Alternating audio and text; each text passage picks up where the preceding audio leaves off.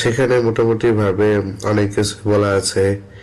আমরা একটা বৃত্তের ক্ষেত্রফল নির্ণয়ের জন্য একটা সূত্রের উপর নির্ভর করে থাকি, সেটা হচ্ছে পাই আর স্কোয়ার।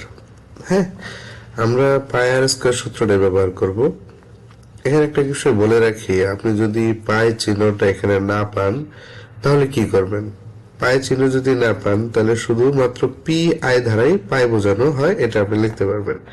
তাহলে আমরা মূল অঙ্কতে চলে যাই। ইনক্লুড, ইনক্লুডের সাথে যুক্ত হয় কি stdio ডট এইচ। হ্যাঁ, stdio ডট এইচ। আমরা এর সাথে যুক্ত করি কি int মেন ফাংশন। ওকে, এখানে তার সাথে আমরা যুক্ত করব কি, আমরা জানি ভগ্নাংশ ভিত্তিক বা ক্ষেত্রফল সংখ্যা থাকলে সেক্ষেত্রে আমরা ফ্লুয়েড ব্যবহার করে থাকি।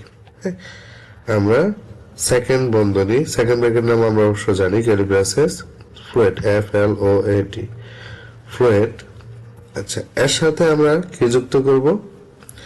যা দিয়ে কাজ করব, যেমন আমরা এখানে যদি পাই বসাই, হ্যাঁ, তাহলে পাই বসাই নিলাম, সাথে আমরা ব্যাসার্ধে আর বসাই নিলাম, আর ক্ষেত্রফল হিসেবে আমরা এরিয়া বসাই নিলাম। আমরা জানি বাধ্যতামূলক সেমিকোলন দিতে হয়। ওকে, তার সাথে